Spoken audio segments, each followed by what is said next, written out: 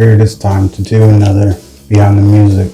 So this time I'm going to do it over Self-Destructing Dissadence and Tranquillity Lost from Crawling Timid Stalling Truth. Self-Destructing Dissadence is a combination of a poem from my book of poetry and some lyrics that I wrote years ago. It's been over a decade though. I just had them in my head. Self-destructing dissidence, it starts with, in the depths of time where love once thrived, two souls entwined and sinking alive. And it's talking about addiction and love and the loss of love through addiction, because of addiction.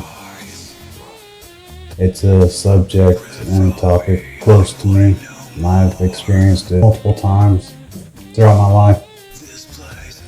So I've been addicted since, most of my life, since I was a teenager. And I've come to realize that a relationship, it cannot last well, or definitely not thrive whatsoever in the midst of addiction. It's just,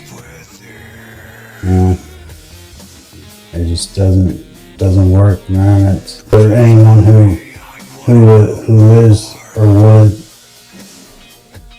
attempt to find ways to defend addiction and stuff like that. That's gonna be their Achilles heel, because in my experience it just doesn't work to try to have a relationship and be actively addicted. Just something about it. It's addiction causes a person to fall into their most self-seeking and self-absorbed states, man.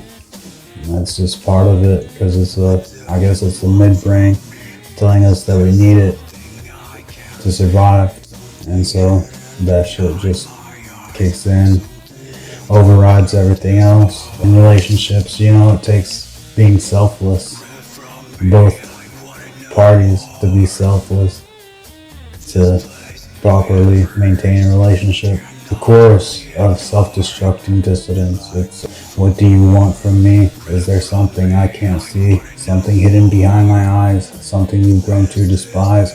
Rip it from me, I want it no more. This place we have reached cannot be ignored like before. Rip it from me, I want it no more. Who is this man who occupies my skin? What is this place hidden deep within? Rip it from me, I want it no more. The rip it from me, I want it no more. It's talking about all this. Honestly, it's talking about all the negative, the darkness, the addiction itself. Rip it from me, I want it no more. The whatever it is in my eyes that the person that I love seemingly has grown to despise. Rip it from me, then take it away from me if it'll make it change. And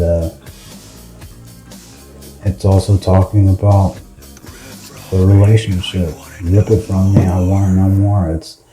The song's about complicated feelings that come with being addicted and being in love.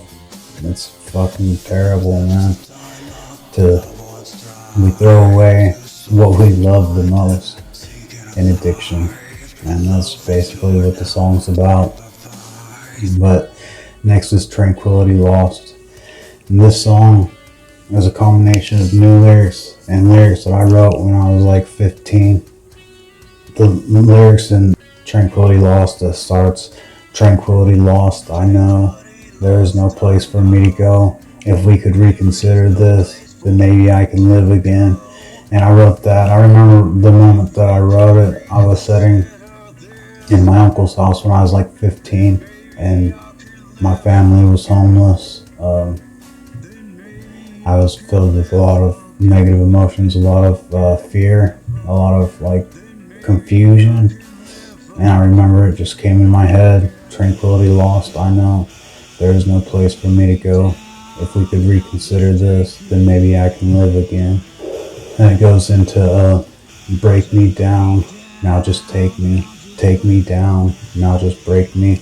And that's basically like, I felt like that's what the world enjoyed doing to me, was breaking me down.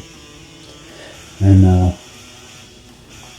so that's why I added those lyrics to the song. It's basically about just feeling like the world's against me and having basically no place to call my own and no place of comfort, inside or out.